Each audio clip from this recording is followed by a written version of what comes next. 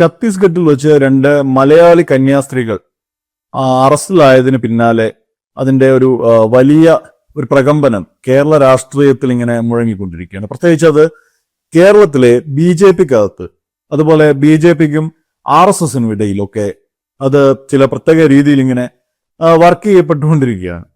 അതുമായി ബന്ധപ്പെട്ട് വളരെ രസകരമായ എന്ന് തന്നെ വിളിക്കാവുന്ന രാഷ്ട്രീയ സംഘടനകളാണ് യഥാർത്ഥത്തിൽ കേരള BJPക്കകത്തും അതുപോലെ കേരളത്തിലെ RSS സംഘപരിവാറിനുള്ളിലൊക്കെ നടന്നുകൊണ്ടിരിക്കുന്നത്. അതെന്താണെന്ന് നമുക്ക് പരിശോധിക്കാം. ഇതിൽ ആദ്യം നമ്മൾ മനസ്സിലാക്കേണ്ട ഒരു കാര്യം, ഈ നിലവിൽ നമ്മുടെ രാജ്യത്ത് നിലനിന്നു പോകുന്ന ഈ ഹിന്ദുത്വ എന്ന് വിളിക്കാവുന്ന ഈ ഒരു സെറ്റപ്പിനകത്ത്, രാഷ്ട്രീയ സെറ്റപ്പിനകത്ത് രണ്ട് ധാരകളുണ്ട് എന്നുള്ളതാണ്. അതിലൊന്ന് കോർപ്പറേറ്റ് ഹിന്ദുത്വ എന്ന് വിളിക്കാവുന്ന ഒരു സംഗതിയാണ്. അത് നമുക്കറിയാം. ഇതിന്റെ ഒരു ഹിന്ദുത്വ കോർപ്പറേറ്റുകൾ എന്ന് വിളിക്കാവുന്ന അതിന്റെ ചില മുഖങ്ങൾ തന്നെയൊക്കെ നമ്മുടെ മുന്നിലുണ്ട്. ആ ഒരു വിഭാഗത്തിൽ വരുന്ന ഒരു വ്യക്തിയാണ് നിലവിലെ നമ്മുടെ കേരളത്തിലെ BJPയുടെ സംസ്ഥാന അധ്യക്ഷൻ രാജീവ് ചന്ദ്രശേഖർ. അവരെ സംബന്ധിച്ചിടത്തോളം ഈ ഹിന്ദുത്വ എന്ന് പറയുന്ന ഒരു പൊളിറ്റിക്കൽ ടൂൾ വർക്ക് ചെയ്യുന്നത് മറ്റൊരു തരത്തിലാണ്. അതിന്റെ ഒരു ഗ്രാസ് റൂട്ട് ലെവലിലുള്ള ഒരു മുഖം ഇതിനുണ്ട്. അതാണ് യഥാർത്ഥത്തിൽ ഇതിന്റെ ഒരു വോട്ടിങ്ങും അതുപോലെ ഇവരുടെ ഒരു ഇലക്ഷൻ വിജയത്തിനെയൊക്കെ ഒരു സംഘടിപ്പിക്കുന്ന ഒരു സംഗതികൾ. ഗ്രാസ് റൂട്ട് ലെവലിലുള്ള ഹിന്ദുത്വയുടെ പ്രവർത്തനം, അതൊരുതരം വിജിലാന്റ് ഹിന്ദുത്വ എന്നൊക്കെ വേണമെങ്കിൽ നമുക്ക് വിളിക്കാവുന്ന ഒരു സംഗതിയാണ്. ഇത് ഈ കോർപ്പറേറ്റ് ഹിന്ദുത്വയുടെ നേരെ മറുവശമാണ് എന്ന് തന്നെ വേണമെങ്കിൽ പറയാം. ഇവർ തമ്മിലുള്ള ഒരു സംഘടനത്തിന്റെ കൂടി ഒരു മുഖമാണ് രാജീവ് ചന്ദ്രശേഖരന്റെയൊക്കെ പ്രസ്താവനകളിൽ കൂടി കാണുന്നത്. ഇവിടെ രാജീവ് ചന്ദ്രശേഖരനും അദ്ദേഹത്തിന്റെ കൂട്ടാളികൾക്കും, അതായത് BJP സംസ്ഥാന നേതൃത്വത്തിനും ലഭിച്ചിരിക്കുന്ന ഒരു അസൈൻമെന്റ് എന്ന് പറയുന്നത് കേരളത്തിൽ ആവശ്യത്തിന് സീറ്റുകൾ നേടുക.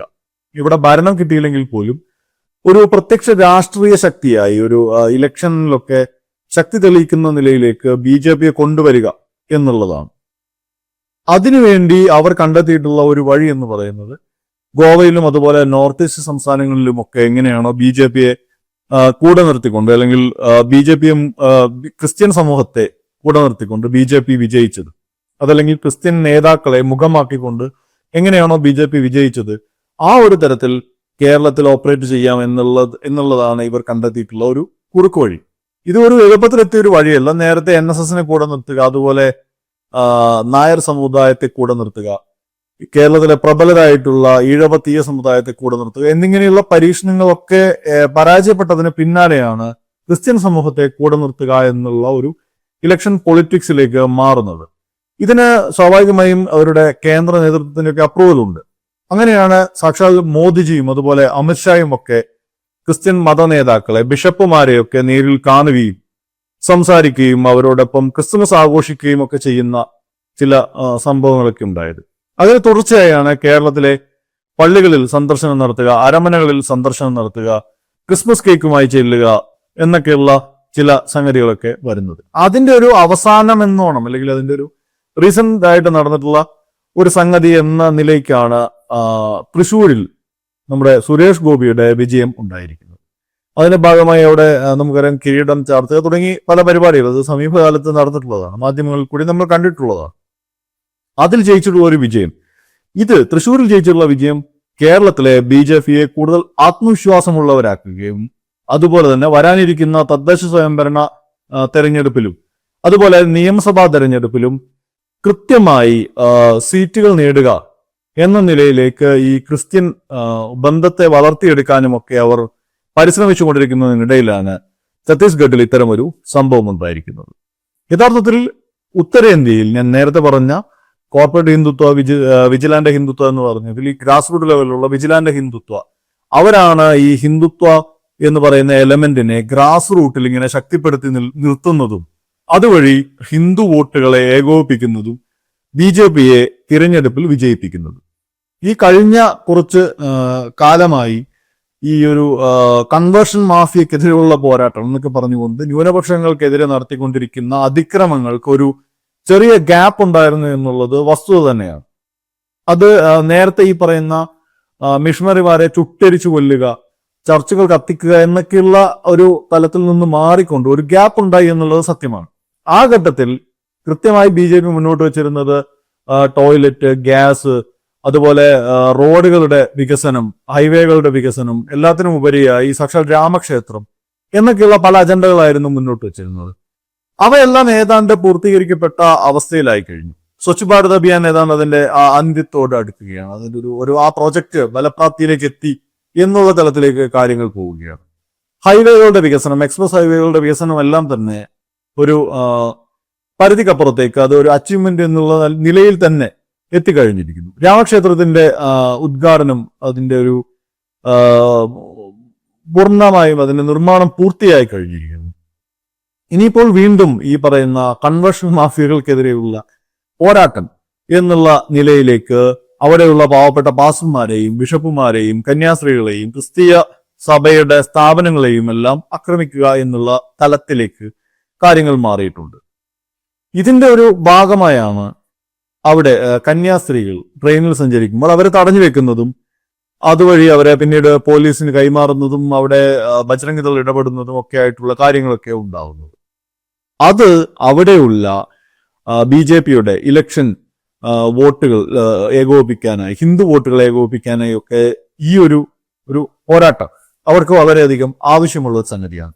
അതിനെതിരെയാണ് കേരളത്തിലിരുന്നു കൊണ്ട് ഇവിടെയുള്ള BJP മറ്റൊരു തരത്തിലുള്ള ഒരു യുദ്ധപ്രഖ്യാപനം എന്നൊക്കെ തോന്നിക്കുന്ന തരത്തിൽ ചില പ്രസ്താവനകളൊക്കെ സാക്ഷാൽ രാജീവ് ചന്ദ്രശേഖർ തന്നെ നടത്തിയിരിക്കുന്നത്. ബജ്രംഗ് ദൾ ഒരു സ്വതന്ത്ര സംഘടനയാണ് എന്നൊക്കെയുള്ള തരത്തിൽ ഏതോ ആളുകൾ വന്ന് കുഴപ്പമുണ്ടാക്കുന്നു എന്നൊക്കെയുള്ള രീതിയിലാണ് ഇവരുടെ പ്രസ്താവനകളൊക്കെ. അനൂപ് ആന്റണിയൊക്കെ ഇവിടുന്ന് അവിടത്തേക്ക് അയക്കുകയും കുറെ ഫോട്ടോകളൊക്കെ എടുത്ത് ഇങ്ങനെ ട്വിറ്ററിലും എക്സിലും അതുപോലെ ഫേസ്ബുക്കിലൊക്കെ ഇടുകയും മാധ്യമങ്ങളിലൊക്കെ വാർത്ത നൽകുകയും ഒക്കെ ചെയ്തെങ്കിലും അതിന്റെ ബലം മറ്റൊരു രീതിയിലാണ് പോകുന്നതെന്ന് നമുക്ക് കാണാം. കേരളത്തിലെ ഒരു 4 സീറ്റാണോ അതല്ല വിശാലമായ ഉത്തരേന്ത്യൻ ഹിന്ദുത്വ ബെൽറ്റിലെ എണ്ണിയാലൊടുങ്ങാത്ത അല്ലെങ്കിൽ ഭരണത്തെ നിശ്ചയിക്കുന്ന തരത്തിലുള്ള സീറ്റുകളാണോ വലുത് എന്ന് BJP കേന്ദ്ര നേതൃത്വം അല്ലെങ്കിൽ RSS നേതൃത്വം ചിന്തിച്ചാൽ അവർ ആർക്കൊപ്പം നിൽക്കുമെന്ന് എളുപ്പത്തിൽ മനസ്സിലാക്കാവുന്നതേ ഉള്ളൂ. അവിടെയുള്ള ഈ ഹിന്ദുത്വ വിജിലാന്റ് ഗ്രൂപ്പുകളെ സംബന്ധിച്ചിടത്തോളം അവർക്ക് പെന്തക്കോസ്റ്റ് ക്രിസ്ത്യൻസ് എന്നോ അതല്ലെങ്കിൽ കത്തലിക്കരെന്നോ മാർത്തോമക്കാരെന്നോ ഉള്ള വ്യത്യാസമൊന്നുമില്ല. അവരെ സംബന്ധിച്ചിടത്തോളം എല്ലാ ക്രിസ്ത്യാനികളാണ്, വിദേശത്ത് നിന്ന് വന്നിട്ടുള്ളവരാണ്, അവർ ഇന്ത്യയുടെ ആഭ്യന്തര ശത്രുക്കളാണ്. അത് എഴുതി വെക്കപ്പെട്ട ഒരു പുസ്തകം, അത് അവരുടെ ആശയധാരയായി തന്നെ സ്വീകരിച്ചിരിക്കുന്ന ഒരു ഗ്രൂപ്പിനകത്ത് നിന്നുകൊണ്ടാണ് കേരളത്തിലെ 3-4 സീറ്റ് നേടാൻ വേണ്ടി ഇവിടെയുള്ള നേതാക്കൾ ഇത്തരം ഗിമ്മിക്കുകൾ കളിച്ചുകൊണ്ടിരിക്കുന്നത്.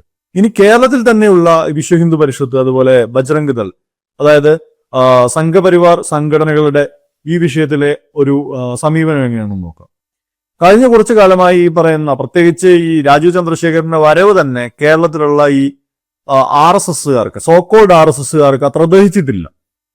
അങ്ങനെ ഇരിക്കാൻ ഇവിടെ ഇരിക്കുന്നത് കൊണ്ട് ചന്ദ്രശേഖർ ഇത്തരത്തിലുള്ള പ്രസ്താവനകൾ നടത്തുന്നത്.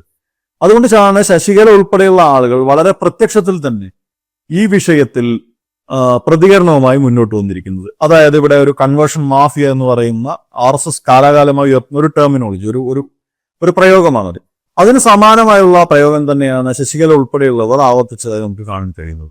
എന്തായാലും രാജീവ് ചന്ദ്രശേഖരന്റെയും അതുപോലെ കേരള BJPയുടെയും സീറ്റ് മോഹങ്ങൾ ഈ ഒരു സംഗതിയോടുകൂടി തകരുന്നു എന്ന് തന്നെ നമുക്ക് കാണാൻ കഴിയും. എന്തായാലും എന്തായിരിക്കും ഇതിൽ RSSന്റെയും അതുപോലെ RSSനാൽ നിയന്ത്രിക്കപ്പെടുന്ന BJPയുടെ കേന്ദ്ര നേതൃത്വത്തിന്റെയും ഒക്കെ തീരുമാനം എന്നുള്ളത് നമുക്ക് ഏതാണ്ട് ഉറപ്പിച്ചു മട്ടാണ്. ഇനി ഇതിൽ വരുന്ന മറ്റൊരു പ്രശ്നം എന്ന് പറയുന്നത് കേരളത്തിലെ BJPക്ക് അനുകൂലമായി, ക്രിസ്ത്യൻ സഭയ്ക്ക് അനുകൂലമായി കൊണ്ട് ഒരു തീരുമാനം BJPയുടെ കേന്ദ്ര നേതൃത്വം എടുത്തു എന്ന് പറഞ്ഞാൽ അത് അവർക്ക് ഈ ഛത്തീസ്ഗഡിൽ മാത്രമല്ല ഹരിയാന, UP, രാജസ്ഥാൻ എന്ന് പറയുന്ന ഹിന്ദി വിശാല ബെൽറ്റ് അവർക്കത് രാഷ്ട്രീയ തിരിച്ചടിയായി തന്നെ മാറുകയും ചെയ്യും. അതുകൊണ്ട് കേരളത്തിലെ വിഷയം എന്നുള്ളതിനപ്പുറത്ത് ഇതിന്റെ തീരുമാനം എങ്ങനെയാണ് ദേശീയ തലത്തിൽ തന്നെ പ്രതിഫലിക്കുന്നത് എന്നുള്ളത് കൂടി നോക്കിക്കാണുന്ന ഒരു സാഹചര്യമാണ് നമുക്ക് മുന്നിൽ ഉണ്ടായിട്ടുള്ളത്. എന്തായാലും എന്ത് തീരുമാനമുണ്ടാകും എന്നതിനെ ആശ്രയിച്ചിരിക്കും കേരള BJPയുടെ ഭാവി. എന്തായാലും അത് അവരെ നെഗറ്റീവായി മാത്രമേ ബാധിക്കൂ, നെഗറ്റീവായി മാത്രമേ അവർക്ക് ബലമുണ്ടാവൂ എന്നുള്ളതും തീർച്ച തന്നെയാണ്.